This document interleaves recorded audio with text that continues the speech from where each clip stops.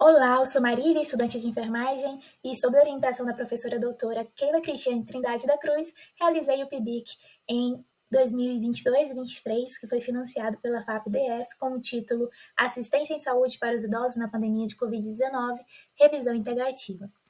Em março de 2020, ocorreram uma série de recomendações e restrições, dentre elas o distanciamento social, que fez com que as pessoas evitassem sair de casa e amenizassem também as grandes ondas de Covid e de contaminação e morte por Covid, né? O que foi muito bom naquele momento.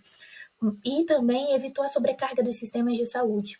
Mas, de uma certa forma, isso fez com que reduzisse em grande número os exames, os procedimentos clínicos cirúrgicos, o acesso aos medicamentos, principalmente os medicamentos que precisam ser constantes, que ocorrem no caso de comorbidades, e, neste caso, a população idosa está incluída, que foi uma das que mais sofreu naquele momento, uma vez que já existia ali o risco de contaminação e morte excessivo, né, maior a população idosa, ela também estava desassistida em suas comorbidades e na sua assistência em saúde naquele período.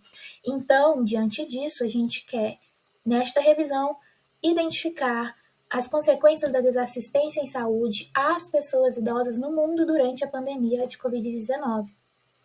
A metodologia da nossa revisão integrativa aconteceu em 6 etapas. Nós utilizamos as bases de dados BBS e PubMed, os descritores aqui assinalados, e também utilizamos a estratégia PICO para estabelecer a nossa pergunta de pesquisa.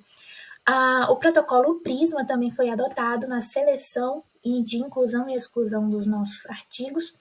No dia 8 de dezembro de 2022, ocorreu a recuperação destes artigos, eles eram 924, depois foram excluídos 860 devido a artigos duplicados, a artigos que não abordavam o tema depois da leitura dos títulos e resumos, e também que não estavam disponíveis. Assim, 64 seguiram para leitura na íntegra do seu conteúdo, e após isso, 16 foram incluídos na nossa revisão. Agora, tratando dos resultados e discussão.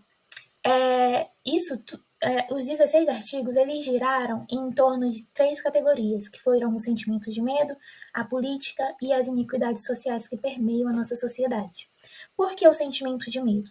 Os diversos bloqueios nacionais que foram provocados porque não existiam insumos que atendessem as pessoas que precisavam de atendimentos naquele momento, provocou uma baixa adesão de procura em atendimentos em saúde por outras pessoas que poderiam, naquele momento, buscar ajuda em suas necessidades. Então, as pessoas preferiam sofrer e ficar em casa quando estavam passando mal com alguma comorbidade do que procurar atendimentos agendados, atendimentos ambulatoriais de emergência que poderiam ser acessados. Além disso, ocorreu um intenso sentimento de ansiedade, de medo, de insônia, angústia, que foi intensificando a saúde mental desses idosos.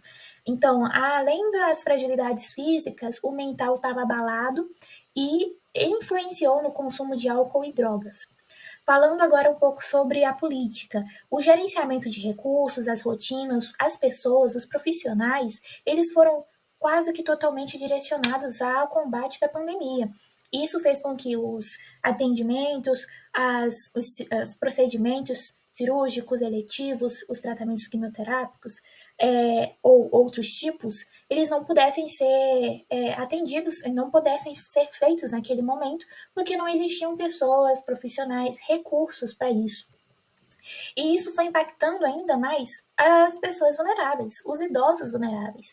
Então, estes que viviam em comunidades rurais, em comunidades no geral, em grandes centros urbanos, em lares de institucionalização, eles foram os mais impactados, os idosos negros. Então, eles foram desassistidos nas suas fragilidades durante a pandemia de Covid-19, o que vai impactar não só ali os dados da Covid, do período da Covid, mas a sua sobrevida também. Então, diante disso, considerando a limitação dos artigos, nós concluímos que a desordem desse gerenciamento de saúde influenciou, impactou no medo da população e fragilizou ainda mais as pessoas pobres, negras e de moradores de comunidades rurais que precisam de ajuda e precisaram naquele momento. O meu muito obrigada, essas foram as referências.